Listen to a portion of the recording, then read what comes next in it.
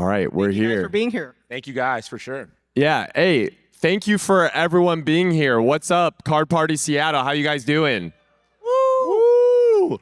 Hey, this is the Card Party Seattle Card Lounge episode live here with RoboSkills and my co-hosts. Wise Baked Jake here. And our esteemed guest, Beard Dad Cardz. What's up, guys? You know him, you love him. He's got 500,000 followers on TikTok, on Instagram, and 250,000 on YouTube now, and he just keeps growing. Man, how's your Card Party Seattle been so far? Dude, Card Party's been amazing. I've had nothing but a good time.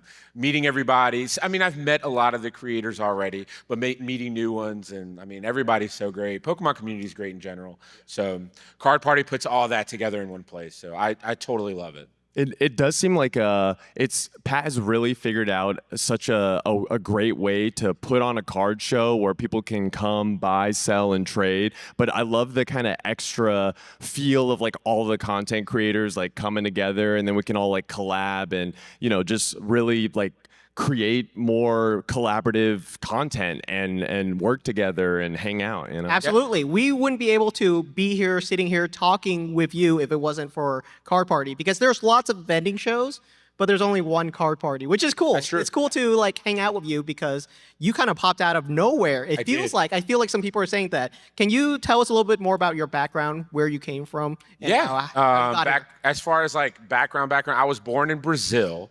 So I was not born in America. I was born in Brazil, and I moved to the United States when I was like 6 years old. So I've been here ever since. Grew up a huge Pokemon fan. Always watched the anime after school. Typical everybody, you get out of it for a little while. Everybody at school thinks you're not cool because you have Pokemon cards. You get rid of your Pokemon cards. You move on to whatever's next. Fast forward 10, 15 years. I have my own kids. My own kids get into Pokemon. And that sparks up something in me to like get back into Pokemon. So I get back into Pokemon, and that's kind of how it all started for me again. Nice. And what year was that? Was that pre So that was in COVID boom, or was that? No, that was before COVID. So it was in like 2017, because my son was born in 2017, and my older one was getting into Pokemon when he was born. So it's 2017. So you've been collecting for quite a while then. Yeah, my kid was collecting. I didn't know monetary value of Pokemon cards. Yeah. It was just what he liked. So binders full of Charizards. So when did you collect it for yourself? When did you say, whoa, I kind of want this card for not my kid's collection, but for my collection? I wasn't. Okay. I was at a point where I could not afford to collect for myself and for my kid. So I was just buying. If we were to collect, he was what we were collecting for. So it wasn't really for me. It was more for him. So. Do you feel like when he started collecting, you started to see these cards? When was it that you were sort of, I don't know, bitten by the collecting bug, where you started to maybe like go to card shops that were around where you live, or started to just really familiarize yourself more with the kind of Pokemon or collecting hobby? So in 2000, I want to say, we got big, like really into it. It was like 2020, I want to say 2024, right? We're in 25 right now. So last year, my nephew came into town. He's from Florida. He came to stay with us for a week. Huge Pokemon fan. And he wanted to go find some cards. And I was like, dude, I don't know anything about like finding cards other than like we go to Target and buy them, but we can't go to Target and buy them. So I went on Facebook. On Facebook, I looked up events nearby, and there was an event nearby at a mall called 3 Point Card Show. And we went to that card show, me, my nephew, and my kids, and that was the first card show we ever went to. And that's when I started collecting for myself a little bit, and that's when I started with the 151 stuff, because, of course, that's where I started. That's what they had, the Scarlet Violet 151. I mean, that Charizard illustration rare. And at the time, I'm like, man, I'm not buying those expensive ones. So I was doing the Japanese versions because they were cheaper. And that's kind of what really got me into it. Japanese 151 was fun to open. Yes. Though. Yeah. It's a good set. Such a really got me back into that to an extent. And then there was a store that opened up down the street from my house. And that was the, bread on the butter for the butter on the bread for me. Yeah. You know what I'm saying? Yeah, you like, just oh, walk let me down go the to, street. I gotta go to Food Line and get, milk and bread. We're gonna go to the car shop. It's like right next to it. So that's what I was doing, and they really got me into it even more because, there was my option to buy everything. There was my option to do everything and learn everything. So that's how that started for me. Yeah. So you have a pretty, robust vending history now, Yes. but you're jumping into it so rapidly and quickly because you're talking about from the period that you're starting to collect from Japanese 151 until now, you're moving very quickly. You're collecting stuff to the point where you can start to vend yourself. Can you tell us a little bit more about how you got into vending? Yes. So I was collecting a lot, going to all the shows. I met a couple people, met Coop, met a buddy of mine named Austin, who was pretty much the guy that I was going to all the time to buy cards. He had probably the plethora of cards. He had everything. So I was always going to him, and I liked his vibe and everything. So I vibed really well with him. So I was buying a lot from him. Met a lot of other people too there that I still know today. And one day Austin messages me and asks me if I want to go with him, just to, go check out a card show farther away. And on the way to the card show, he talked about how he could really use somebody to help him just watch his table because he's got a lot of stuff, this and that, and he trusts me and somebody he would like to, maybe you could just watch the table. You know a lot of Pokemon, we know each other a little bit, would you be interested? And that's kind of how it really started for me, was me doing that for the first time in November of last year. Before any content creation was even a thing in my mind, because I didn't even know that was a thing. I was just doing the vending alongside Austin and just, selling some of the collection I had. And because it's how it is. You get deep to a point where you love Pokemon and you love the cards, but you can't, like me at the time, I couldn't financially keep going. And this was a way to where I can move some stuff around and make it work and help other people and be able to collect more of the stuff that I liked as well.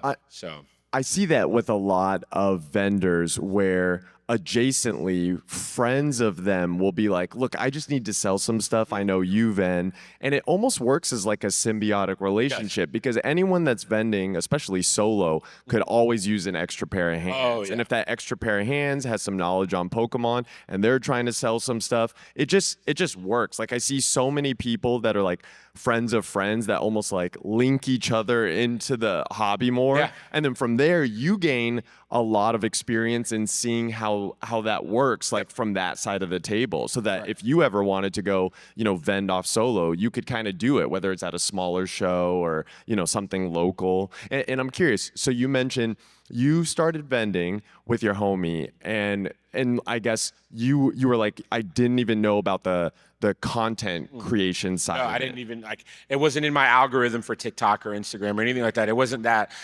Coop is what started that algorithm, in my opinion, for the algorithm. I was gonna say, who did you It was watch Coop. But that was so much later.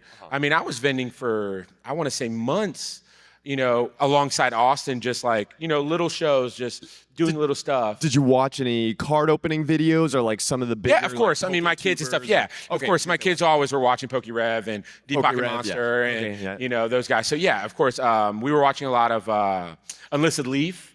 Yeah. We liked Unlisted Leaf and also Leonhardt. Yeah. So we're watching a lot of that. That's kind of the stuff that we were just watching because new stuff's coming out.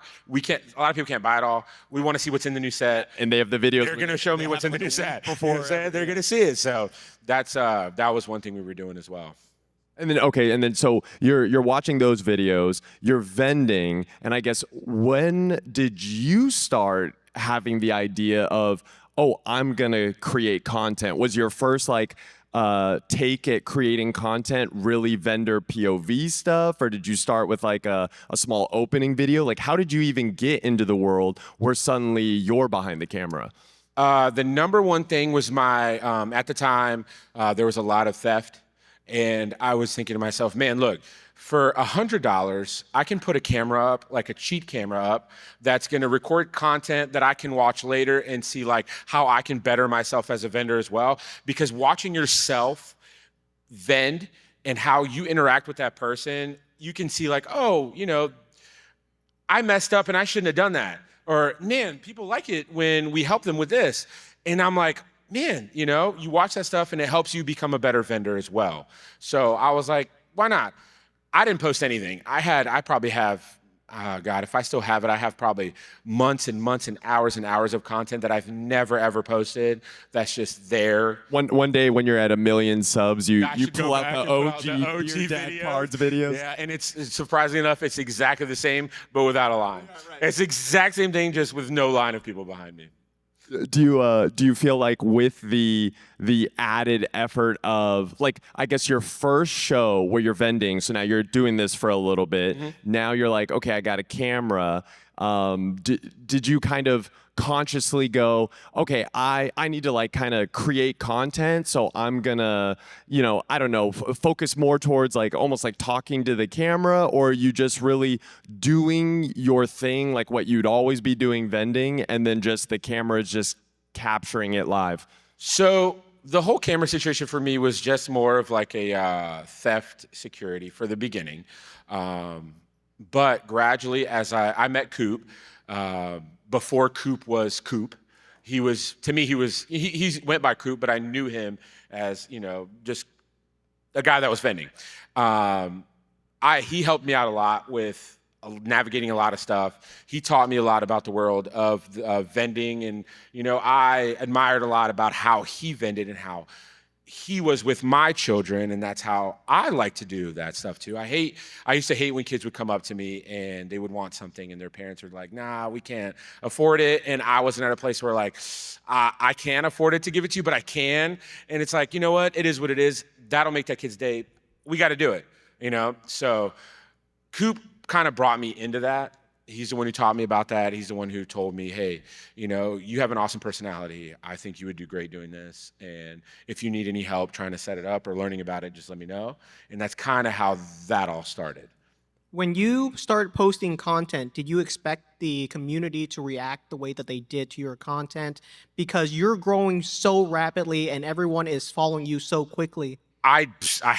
No, absolutely not. I was just like, oh, a lot of the people from Coop's videos see me in his videos because we would be side by side, or I would walk up to talk to him. I'm a personality people like to see. I have a very big personality. I'm very fun. I can link with anybody and we can have a good time and stuff like that. I like that about your content. It seems like no matter who comes up to your table, you're trying to be like, oh, hey, like have fun with that person, like whether they're shy or super extrovert. You can try kind to of break their them out of energy and kind of bring them into the fold. I try to break those people out of being shy, because to me, I've never been shy. I've always been like a outgoing person and like life of the party type of person. Love doing that. I don't love being the center of attention, but I love bringing attention and bringing fun to places. So that's always how I've been. So to me, whenever a kid comes up and they're shy, I go even more to try to break them out into an extent to where I'm not overstepping my boundaries as well. But that's just how I've always been. It works out great for them and for me as well, because it helps me help them. Absolutely. I think your personality completely shines through.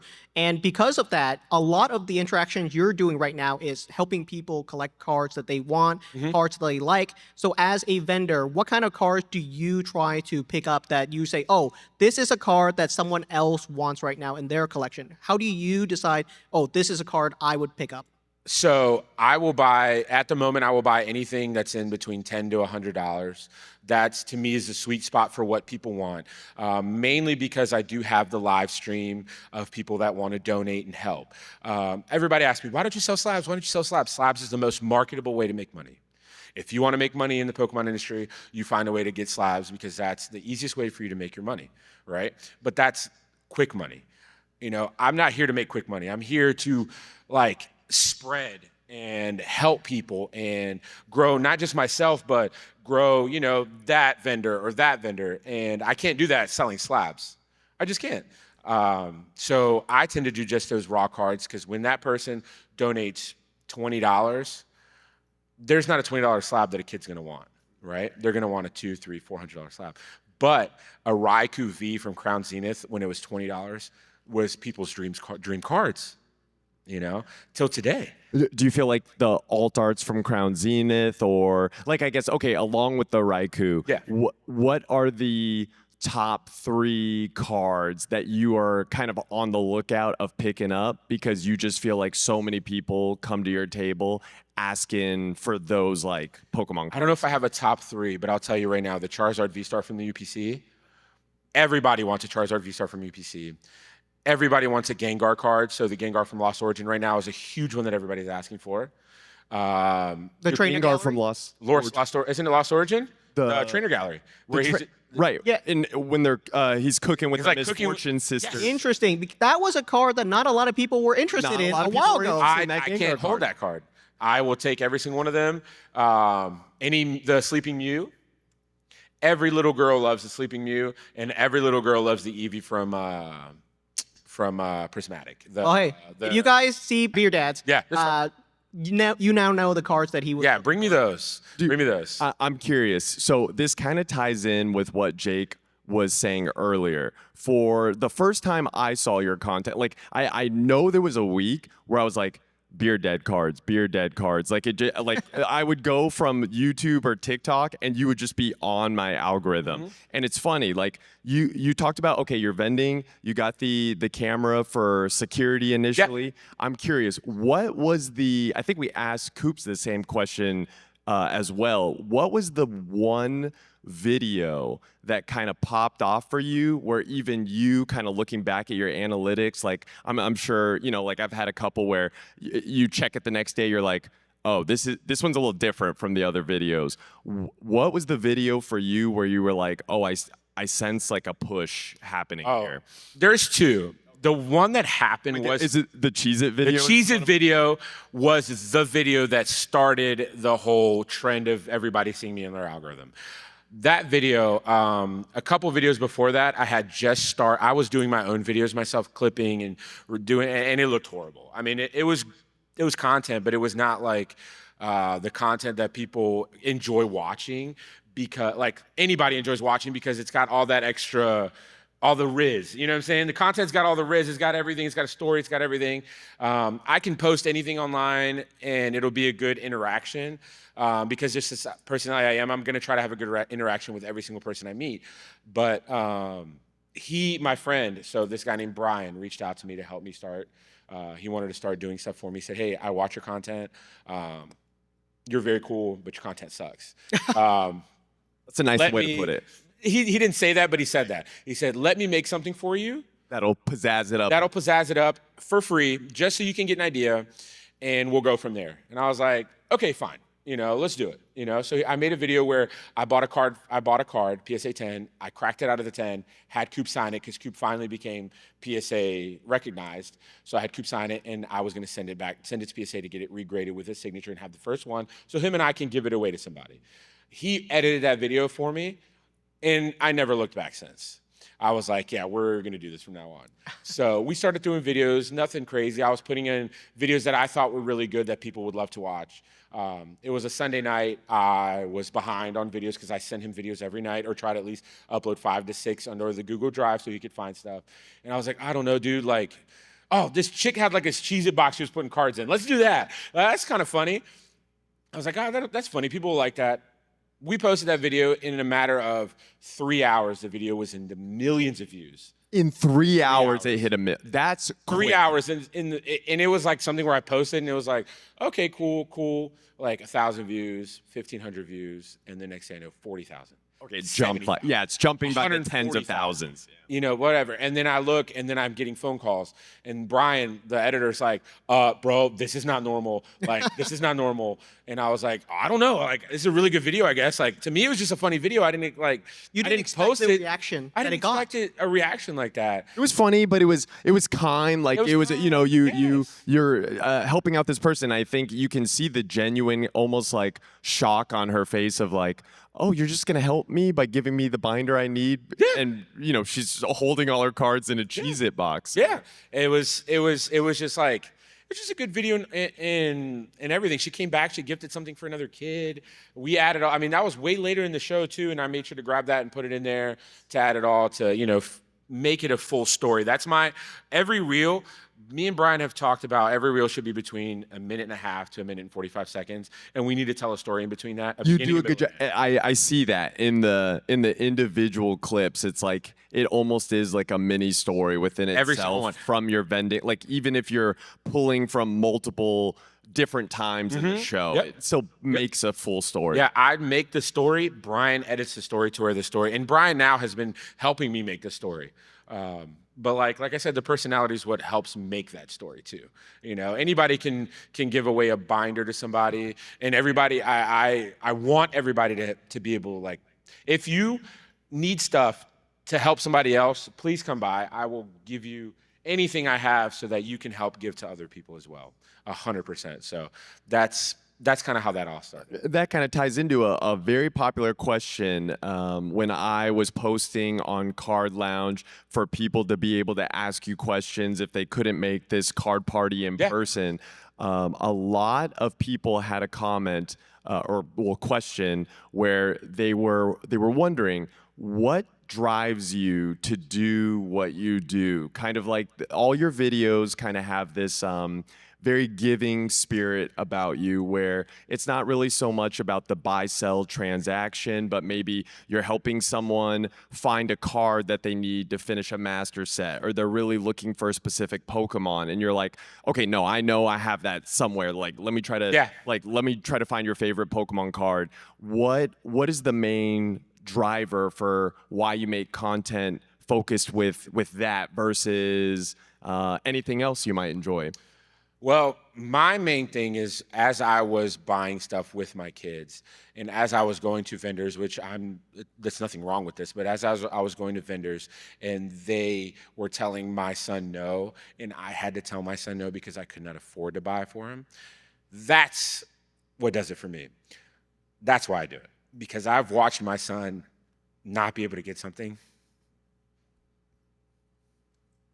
Do you feel like in being on the other side of the table, you see other people's sons or daughters, and kind of like when you get them that card that they may be really excited for, you see their faces light up in your videos, and you know, I can even see you right now, like how much that means to you. Does that kind of like relate almost back to the feeling that like you can kind of share with your own son when you're, you know, opening up cards with him and he's getting good pulls? Yeah, I mean, dude, watching my son give cards to people, man, is so awesome.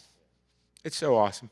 Absolutely. So how do you think about the current situation right now? Do you wish that there were more opportunities for people to be able to give cards to some of the kids back? Yeah, I mean, to me, that's what the hobby's about, you know? There's plenty of money in the hobby, don't get me wrong. But to me, the main thing on this hobby is helping out people and that's just not this hobby, it's just in general, you know? It's, I'm thinking about this kid yesterday, dude. Oh. Yeah, you're good, man. You're good. You're good.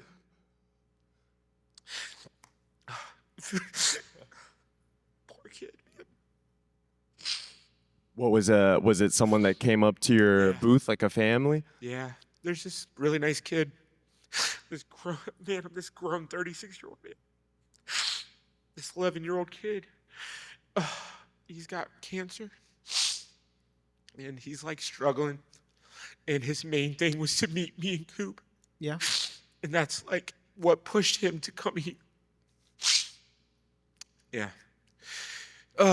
That's really cool that you and Coop, because I know Coop had recently battle with cancer, and I gotta get myself together here. No, you're good, man. Sorry about that. You're No, completely good, man. We completely understand it. This is what it's about. And I think that's so awesome that because of what you and Coop do, and like the type of content you create means so much to this kid. That one thing he really wants to do is come to a show and you know, meet you, or you know, get a Pokemon card from you, man. He was so sweet, so polite, such a nice kid. His name's Avery. I saw him yesterday. Avery, yeah, shout out Avery, watching, dude. you know? You're amazing. He, you know, I didn't even know anything about him, and he just walks up to me and he's like, "I love you, thank you, like, you're amazing." And I was like, "Me, bro? Like, you're 11 years old. Like, I have an 11-year-old. I hope you're 11 years old and you're dealing with this, and you're thinking me. Like, that's what it's about to me. That's what it's about." and I'm crying like a little baby. But that to me hits hard. I mean, you're touching on something that I know me and Jake talk about in just with Pokemon cards. The wonderful thing about this hobby is it's the one kind of conduit, like the string or the tether that kind of connects us all. But really, the cards are like second to the connections that are made through the cards. Right. Like I have so many like lifelong friends now, including Jake, that I have cards in my collection or things that they remind me of like memories, or like that kid being you. This like personable interaction that can only be brought into the space because of like Pokemon cards. Right. But it's like that moment or that event or that memory becomes like this priceless thing that's like beyond the worth of any individual Pokemon Absolutely. card. Like for the Cheez-It box. I don't know the card that she bought from you, but I know the story. I know the interaction. It was not about it was the an card. Ice Cube from the illustration where Ice Cube. Yes. That's I mean I didn't even remember the card until she told me. She was the one who was like, I was like, oh, by the way, can you tell me which card it was so I can so I don't even remember, because she's just like, hey, I bought this card, like you have this card, can you trade me? And I was like, sure, whatever. It's like, oh, you're not even gonna like see if like one is worth. I was like, I don't care. Like, if this is what you want, sure. And I was like, doesn't matter. I knew the card she was giving me was not worth like a major amount more. What the Ice Cube would be. Knew it was like I think it was like the Maridon EX or something. It was like maybe a $5 difference in cards or whatever. But to me, that's whatever. Right. And that's a small price to pay for her to get the card that she wants. For You're sure. willing to make that trade. Yeah, for sure. And I'm willing to do that pretty much with anybody who needs it. I can tell when somebody needs it and when somebody just wants it. There's a big difference. When you want something, I'll make it happen. We'll make it even.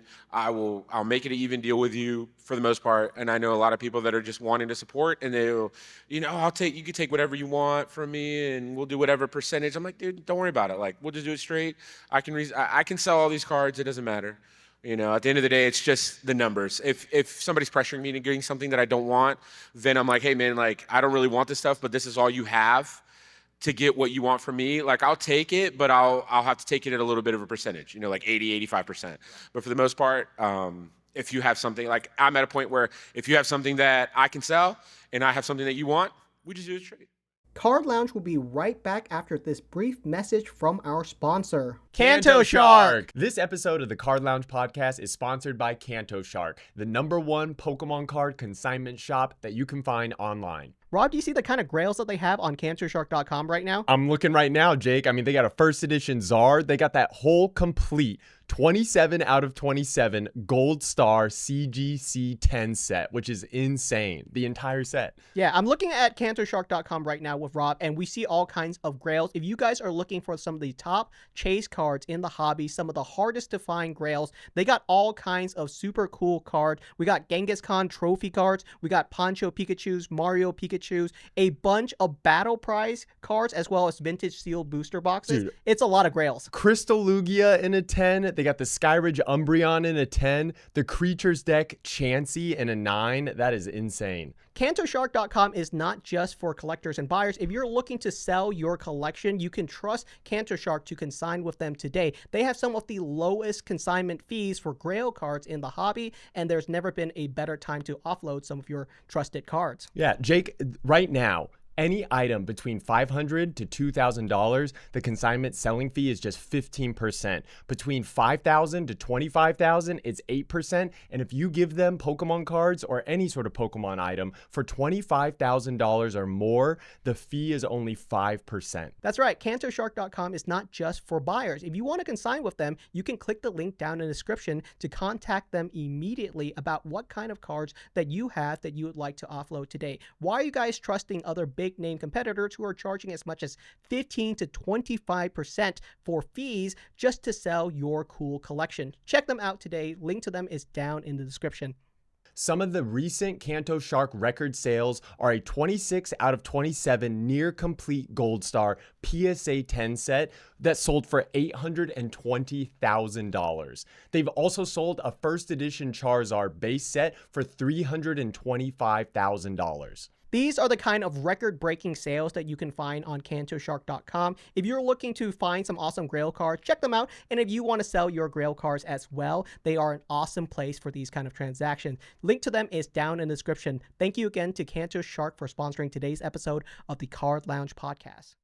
Doesn't matter. And does your you can talk a little bit about how your chat helps with that? Yeah. I know when you live stream, you were showing me earlier, even here at Card Party, you have almost like concurrent viewership, 1,000 people. Yeah, it was like almost watching. 2,000 watching before I came upstairs. Yeah, dude, and then that's- I just looked at. I mean, Thank you. that's huge numbers. Thank you. I just looked on the phone a second ago, and apparently Coop was over there at my table vending for me. So like, I'm sure that's going to have even more people watching because shout outs to Coop. Shout out to Coop for the alley. I was going to say the alley. I threw him the alley, right? Yeah. But yeah, I mean, the chat, they want to help.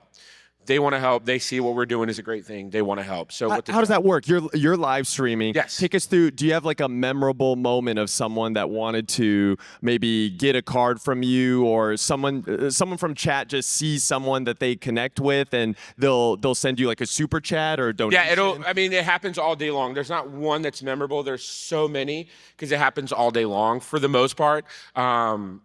I'll get a super chat. It'll pop up on the screen. A lot of times I have somebody with me, my wife or something, that'll let me know, hey, the chat has gotten into a point where they realize that like if they do it on the moment, I'm probably not going to see it because I'm doing an interaction. I can't look over. I try, but I feel rude. Like if me and you are doing an interaction, I'm like, yeah. So like keep up with 1,000 people like talking. It's hard. It's a little. It is difficult. hard. So what I try to do is what the chat's been doing lately is they'll be like, hey, there's mostly it's for kids.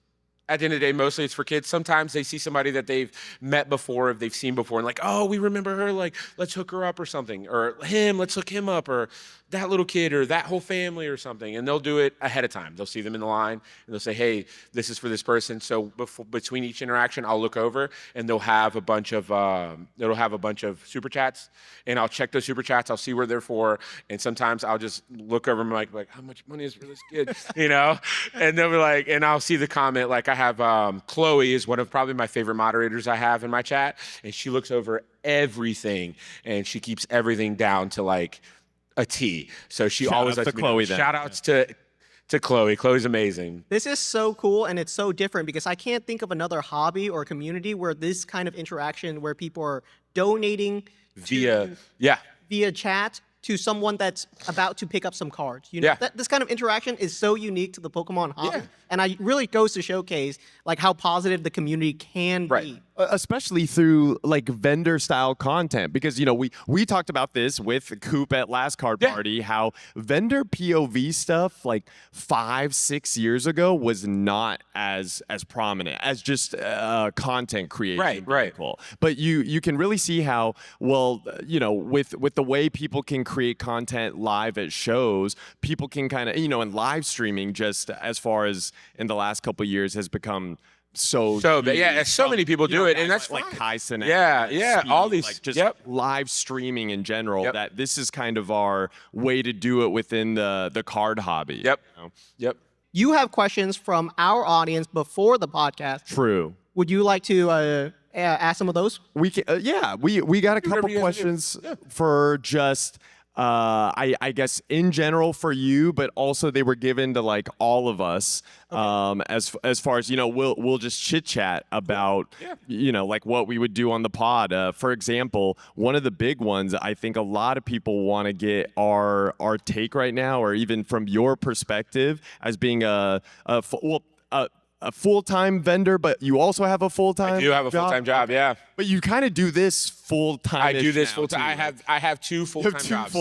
I have two full-time jobs. How is it like balancing that? It's and very also being a difficult. father? The worst part about it is the lack of home time with the kids. But I'm blessed to where the job I have, I work in a granite company where I manage the granite company. I drive around and measure laser template houses, and then most of the rest of the stuff is on the phone. So I've already expressed very well to the company, hey, I will laser template. When I'm done, I'll be at home. Because my kids get off the bus, I'm hanging out with my kids. If y'all need stuff, just text me, call me. I'll handle it while I'm with them. So that way I have time with them. And that also gives me time to focus a little bit on the content creation where I can make some videos to send out to Brian and stuff like that. Because I would not, I was working, getting off work at 5 o'clock, going home, making content, getting in bed at 10 o'clock, and I didn't even talk to my kids, you know, for the most part. And I'm not doing that anymore. So, you know, I got to make sure that I balance it. But I'm working on making this more of a full-time thing, because I feel like this is something that would benefit a lot of people more than just, you know, me in particular. I was gonna say, you personally, and I think this is something Jake and I would both be interested in, is, you know, and I'm sure a lot of people listening that might be wanting to get into card vending or making like vendor POV content. Do you have a content strategy or something? You know, you have a busy life. I'm sure like a lot of people's lives. I hear this a lot in my comment section about like, oh man, how do you always, you know, post? How do you stay consistent? What are your like tips and tricks, or is there something that you utilize that keeps you motivated to, you know, constantly post on a consistent schedule, or, you know, make a certain type of content? I'm gonna say I was blessed with Brian, in a sense that we flow so well together that it's become a schedule. Brian gets stuff knocked out super fast. So what I would tell people is like, it doesn't matter what you're doing, just do it. Like, just post the content. It doesn't cost anything for you to learn and do it yourself. It doesn't cost anything. You're only gonna get better. You're not gonna get worse at it. Like, I used to clip the videos. They used to be horrible, and it used to take me 4 hours to make a 1 minute clip, and now it takes me 30 minutes to make a 1 minute clip. You know, you get better at it. It's just like a job. You learn your job, and as you go through your job, you get better at your job, right? You find ways to make it quicker, make it easier. You just get better all in a sense. So just do it. It doesn't cost you anything. It's a little bit of time, but it costs time. Yes. Do you see yourself kind of as a storyteller? Because you Yes. talk about your shorts Yes. and how they're stories. You know, they're Yeah. not random interactions. No. You're telling something that's happening right now. Yeah. And that's what people are reflecting on. Right. I mean, I agree with you 100%. It's to me, it's a story. I try to make a story. I have plenty of interactions I can use, but I try to find the ones that hit all the marks of what people want to see, because people can watch the long form POVs or just watch the live stream, and they'll get all of it. The live streams are posted every time. There's no cutting or editing of the live streams. Yeah. You see the whole thing. So on YouTube, you just, if you film for 7 hours, like it literally posts immediately. You just post that 7 hour. I don't cut, edit any of the live stream. It's from beginning to end. All of it's there. And is that most of your long form YouTube content? No. So then I take that, I cut it down from whatever it is to hour and a half, 2 hours, because that's, you know, the sweet spot. Movie, in a sense. More digestible. It's more digestible for an audience, yes, or yes. just the consumer. There are some people that love it so much that they will sit there and watch 8, 9, 10 hours. And I love you guys for doing that. So, you know, but yeah, I try to cut it down to like 2 hours, and then where we get the most views are from the shorts, because that's kind of what our attention span is as humans. Is we have a lot to do, but we can spend a minute and a half to make ourselves happy, right? Watch a clip, and I'm curious with that. Do you feel like more of your YouTube revenue comes from your long form content, from the views that just, you know, pile up on someone that, you know, these people that might be watching like 6, 7 hours of the long form? Or do you get so many views from the shorts, which we know like pays a little less, but I mean, if you get 40, 50 million views on them, and like that, you know, you put out a short every other day, it can kind of add up over time. I'll tell you now, I don't look at my revenue.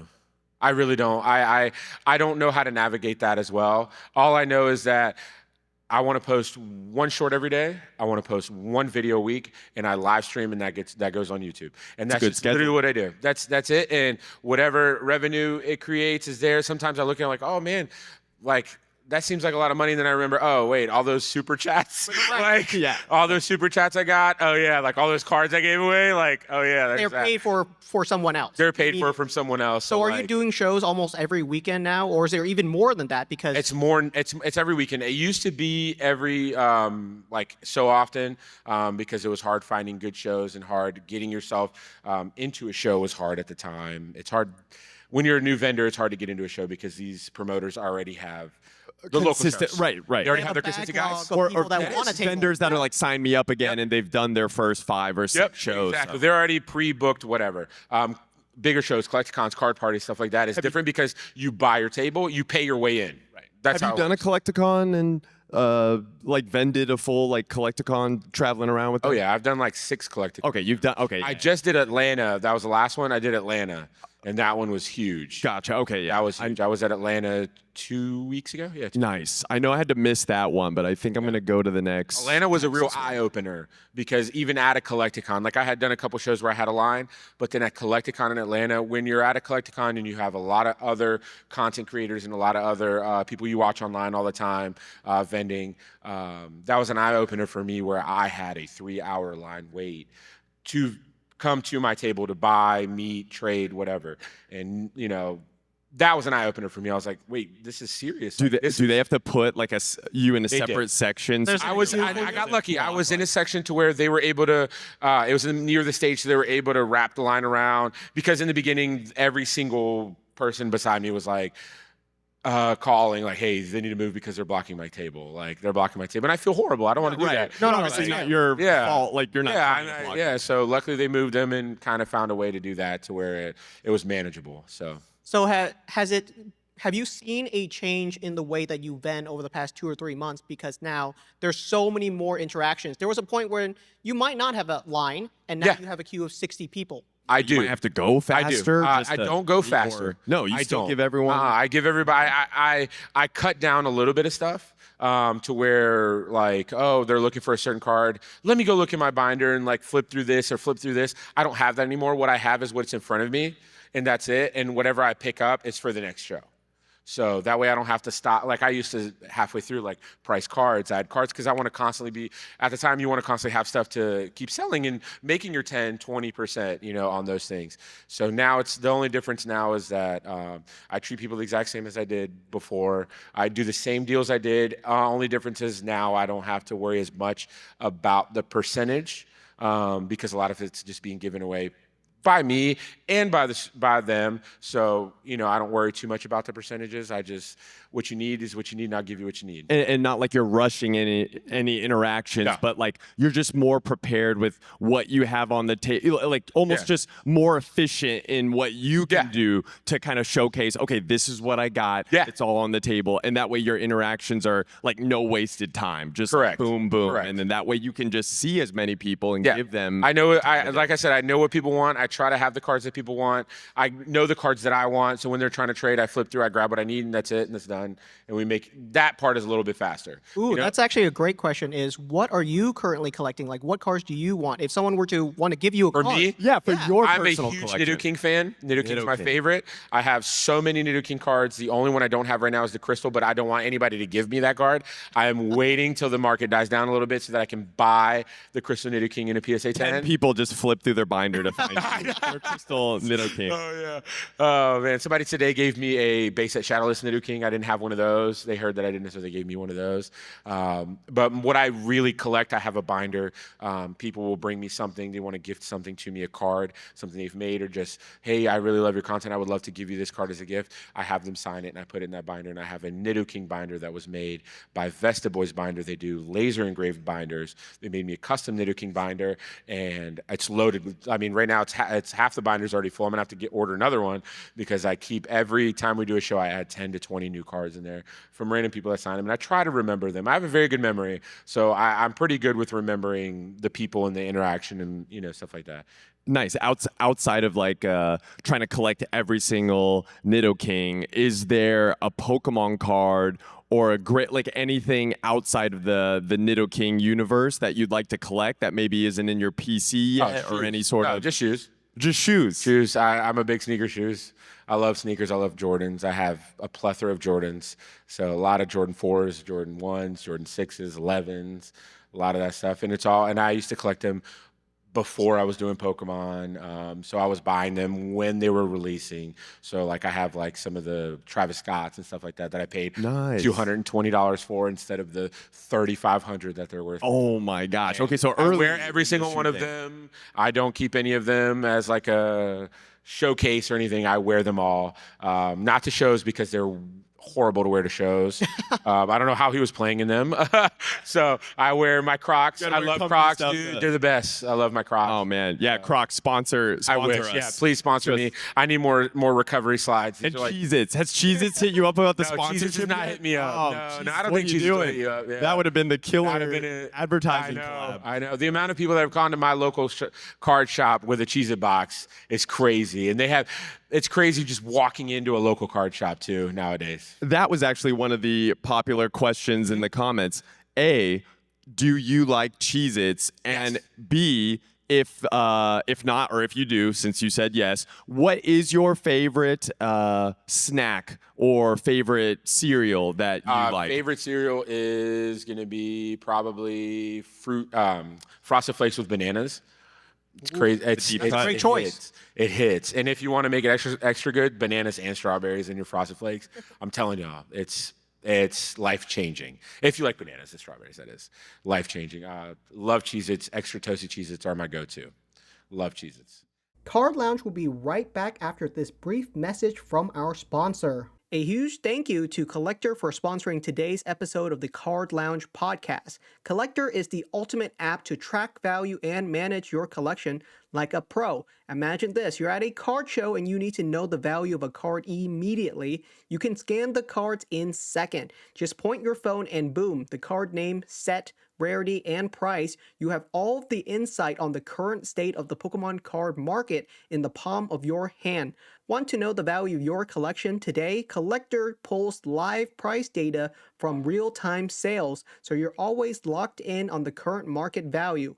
No more digging through sold listings. Your collection digitized and organized with zero hassle. With real-time portfolio tracking, you'll see your total collection value, daily movers, and price history over time. You can even add cards to your watch list so you remember what you wanted to pick up. Collectr also offers an amazing platform to show off your collection to others. You can even see my whole entire collection showcase on the Collectr app. Try out Collectr today. It's available for download on iOS and Android. And another question, more Pokemon card related. I'm curious, do you feel a shift, not in what you're doing as far as like content and vending and like with what you can control, but obviously the Pokemon market, it has just gone parabolic in the last like 6-7 months. And it seems like, you know, even at the beginning of this year, there were a lot of talks of like, oh, we're in this like bubble, but it's, you know, it's going to shrink or it's going to pop and come down. And really, since I think the beginning of this year, Pokemon prices have only gone up. And I'm curious, do you see a difference in how people are coming up to your table or what kids have access to or even what you have access to as far as like you trying to get cards for yourself or your own personal collection? Like, what is your take on the current state of Pokemon cards? It's full of people trying to make money in it.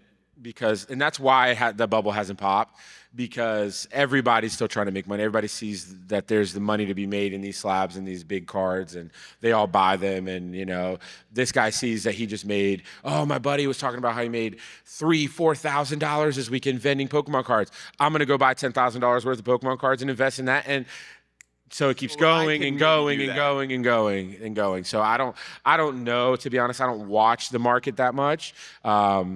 But I do think that like it'll be a while till Pokemon dies out to where or goes back to like being cheaper. What do you think would need to happen like at shows or I mean even just in your personal life? I don't know. To be honest, I don't think about it. I don't know. I don't know what's gonna. I don't know. We got the 30th anniversary exactly. next It's year. Like I don't think that's gonna make people. The less number one excited. thing is like Pokemon.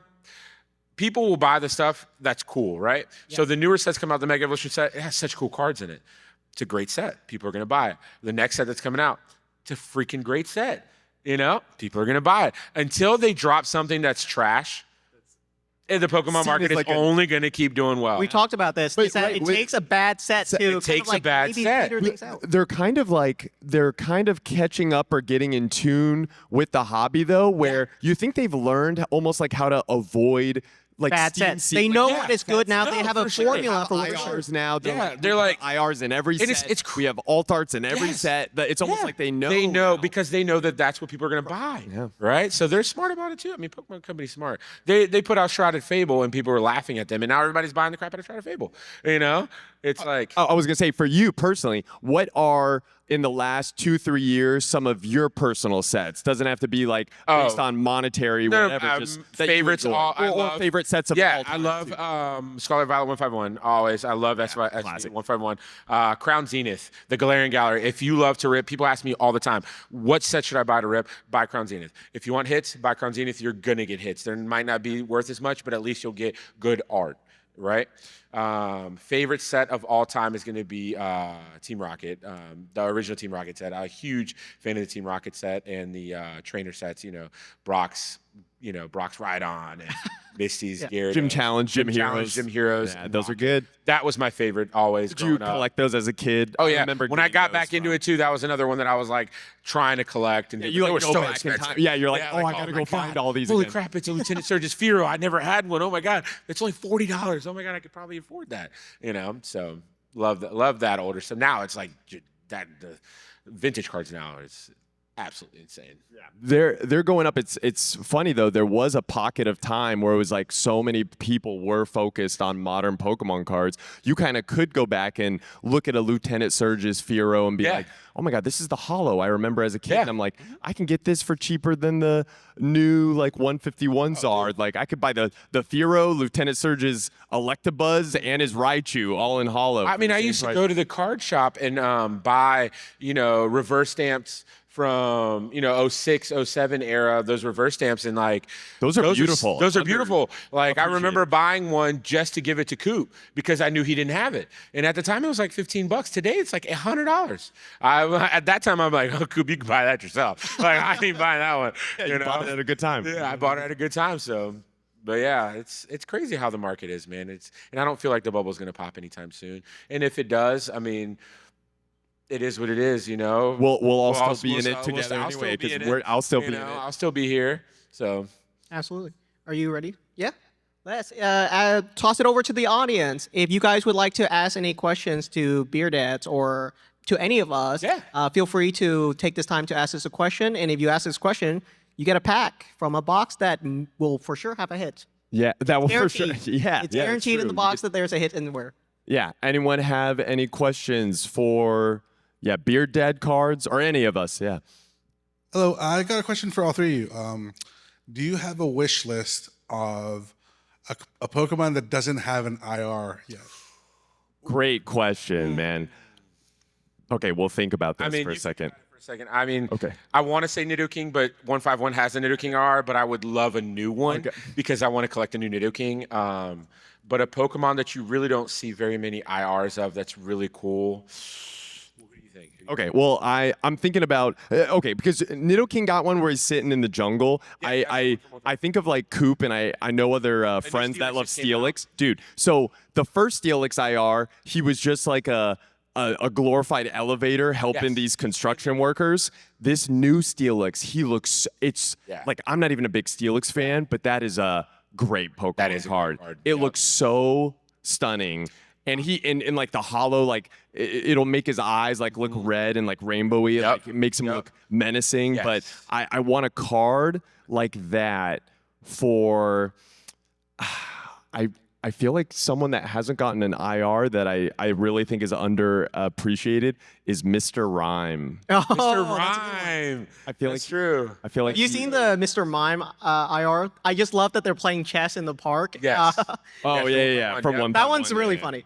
I have one, and I'm pretty confident this one doesn't have an IR unless you guys have proved me wrong.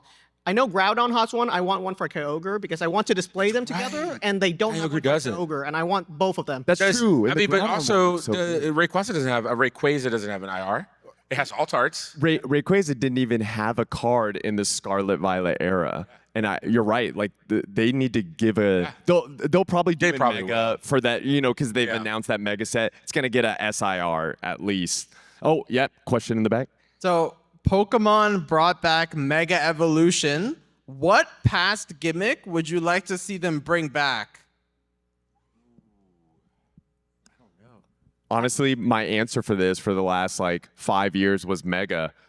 And so it's awesome they brought back Mega Evolution. You got an answer? Okay, you know what? As far as card gimmick, I've always thought it would be cool if they could just bring back the original holo or the original classic Cosmo holo foil. I know that's so separate from IRs and alt arts now, but I just enjoy that old school classic Pokemon card look. And if they just did an anniversary set where they brought back that holo, kind of like they brought back the horizontal line holo for Black Bolt and White Flare, I'm like, give us the OG holo on some cards. Because even the new Cosmo, or what is seen as Cosmo, you know how the triple blister promos, it's kind of like it, but it's not exactly the same as how it looks in base set 2 or even original base set. They don't make them like they used to. No, they don't. Yeah. Shinings. If they would come back with Shinings would be cool.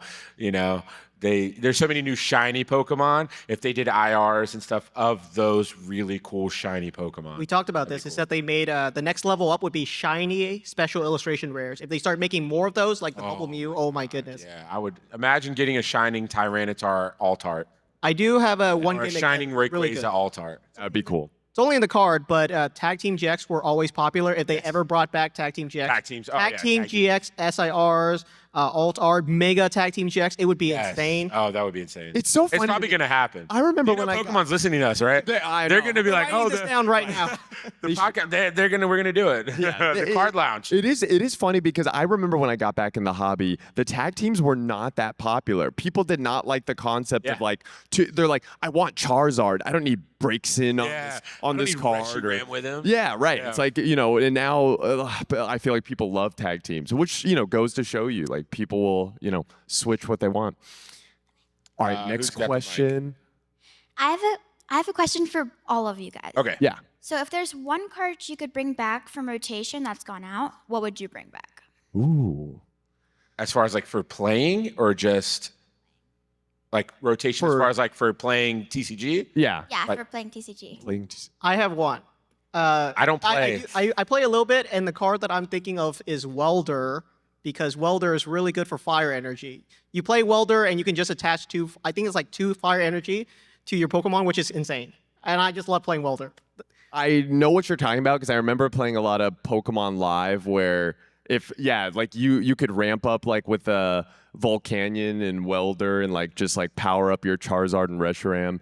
I think I would I'm trying to think if this is or I know this is out of rotation, but I like the concept of this. When I played Pokemon, I really liked that they added to certain cards the Fusion Strike, Single Strike, Rapid Strike, and adding certain trainers and energies that would play with those specific mechanics so that you could do a little bit more expansive stuff or have different Pokemon kind of work together in a different way.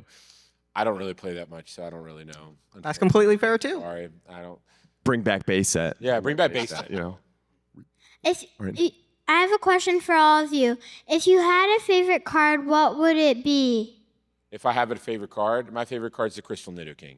Yeah. So that's the one for me. It's a good looking card.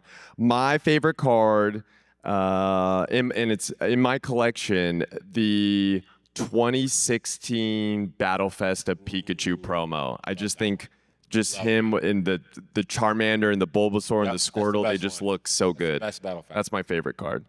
My favorite card is still my Mario Pikachu. It just looks fantastic. I know Coops loves it. It's just a really good card. Yeah.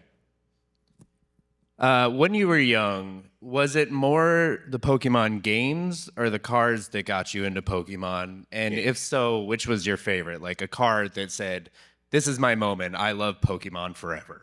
Pokemon Red. I remember. Yeah, I remember. That's what started me with Pokemon was the game before the cards. So it was Pokemon Red for me.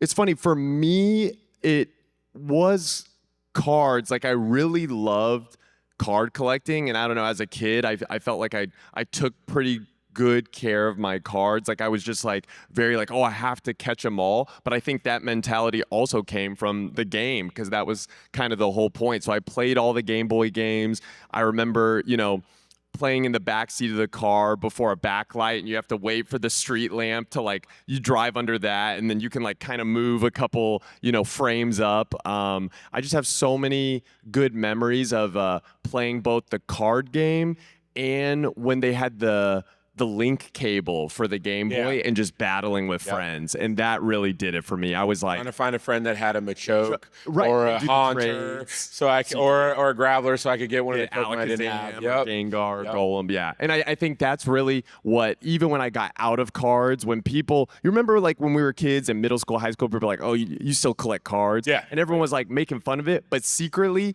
even when we were getting older, everyone still played the Game Boy games everywhere. Like still play them everywhere. It was still popular. I think my first game was Pokemon Crystal, and I played that for like 200 hours. Those were back in the days, and you guys remember this, the batteries.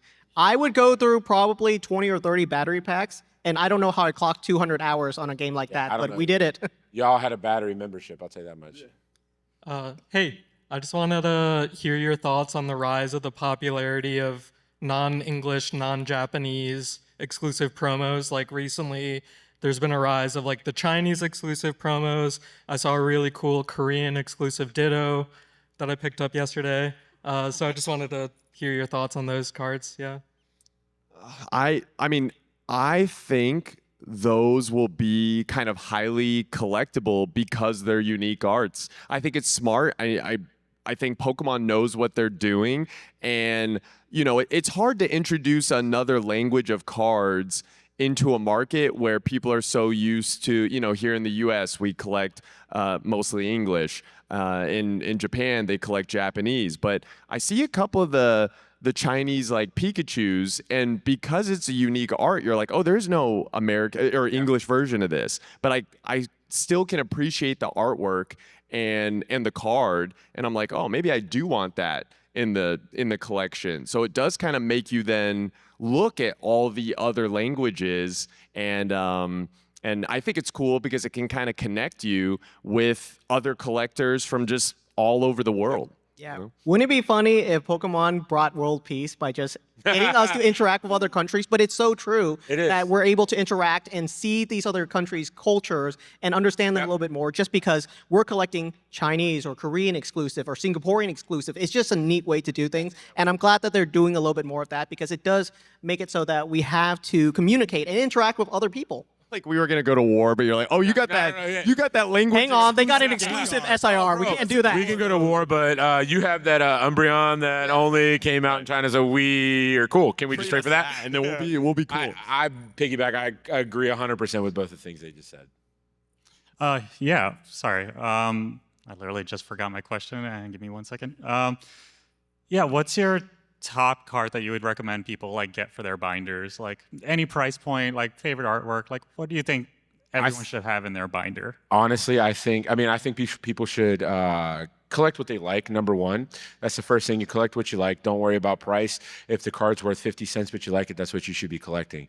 But for me, what I have seen that everybody likes and that I think is so cool, and it's not super expensive in a sense, and it's very cool, are the Crown Zenith dog trios. The Raikou, Entei, and Suicune, like the 3 illustration raw, like these, those are, to me, are so sick, and I think everybody should have some of those.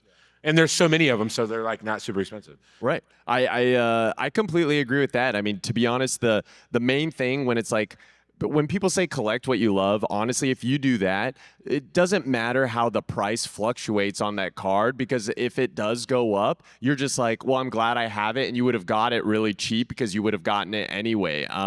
Every card, including the 2016 Battle Festa Pikachu that I mentioned earlier, which is now a very, very expensive card.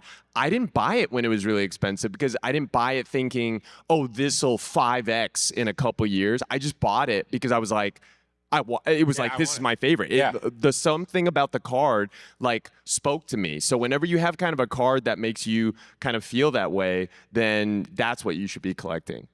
I would say any illustration rare Galarian Gallery or Trainer Gallery cards that are under $2. If it's under $2, it's a no-brainer pickup. got those, yeah. Those are so cool and Rosa they're so Raid, easy to pick up. Nobody ever buys that Rosa Raid card, but it's like 30-some cents, 40 cents. That's true. Like not even $1. You know what? And if you look at it from a monetary perspective, it's like if it's that cheap, there's no room for it to go down very much, but there's only room for it to ever go up. Absolutely. I think we have time for one more question, but if we still have let's extra get these. packs, Yeah, if you want to we still come have to some the extra front packs, after let's you get them get out. someone's question, and we'll get these kids here. What's been your favorite pickup so far? Ooh. I picked up a really cool card in the Okay. show, so Yeah, I'll give you we'll guys go some time quick to think. for the speed I round. picked up a Mouse Hole SIR, the Chinese one, super cool looking one, the exclusive one. That's really nice. I picked up something I've been hunting for 2 years. It never goes on the market. I got an Aquapolis Houndoom Hollow in a PSA 9. I just randomly saw one online, and I was Congrats, like, dude. I've been He's been talking about this for a long time. I just got it, so I'm happy I got that. I haven't picked up anything for myself this weekend at all. We're gonna get I've just you something this week. I pick up what people need. That's all I get. So I've gotten a bunch of stuff made for me. So that's what I've gotten pretty much. Okay, yeah, real quick. What do you guys got? Say that again. If you're gonna make a collection, how do you make it really valuable? Oh. By doing kind of what we just said earlier about if you collect what you love and you collect stuff that you can afford, even if it's $1 or $2 for illustration rares and stuff like that, as you keep collecting, and if you take good care of your collection, over time, it will just kind of slowly go up because the packs that you got those cards from will start to be opened by other people, and they'll have those cards in their collection, or those cards might get lost. And if you just keep track of your cards, your collection can kind of grow from just doing that. Yep. Absolutely. Just keep your cards and cherish them. Yep. I agree. If you were to buy one card, what would it be? Kristen Nidoking. Oh, right, yeah. I'd If you buy could my Kristen Nidoking. okay, right. So I have a bad. Or for you, what card should you buy? Is that what you're saying? One card. I think just card. one card if we could get it. It'd be the Money is Kristen no option. I'll take a Pikachu illustrator, but if it's something within my means, I really want a Mario Pikachu in my collection. I still don't have one, and I've been wanting one for a while. Well, then I'll say the one you have, which is the 15th anniversary Pikachu. So there we go. Wish we bought 2 of each, and then we could just trade. Right? What's your favorite TCG besides Pokemon? Ooh, I love the art on the Dragon Ball cards. And I'm a huge Dragon Ball fan, so love the art on the Dragon Ball cards because I can also relate to them. I think the cards that One Piece and stuff like that are awesome as well. But I can relate with Dragon Ball, so I love the Dragon Ball TCG stuff. Yeah, it has some great art. Same answer, but for what I'm a big One Piece fan, love the anime, and I think some of the art for One Piece TCG is beautiful. I also play the game, and it's really fun. So if you're looking for a fun game to play at home, I recommend One Piece. Yeah, I'm a huge anime nerd as well, so the anime card games like White Schwartz and Union Arena, they just get me because they got my favorite anime. What am I going to do? I'm not taking these cards? Hi, guys. My prediction in Gen 10, a new evolution will be dropped. I hope it's a dragon version. If you had to choose one type, what will it be? An Fighting evolution. version. Fighting version evolution. What would it be called, though? Yeah, the...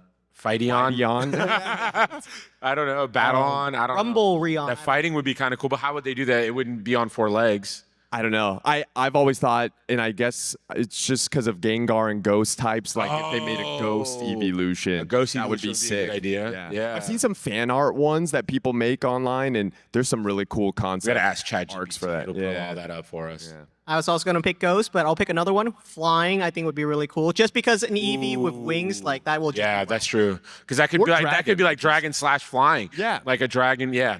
They need to drop that. We're due for another round of some evolution. Oh, dude, that'd be awesome. We've talked about this. They have some stuff in their back pocket where they know if things just are dying down, they can just smash it, Yeah, and that's break true. it, and the hobby will just go nuts for them again. That's true.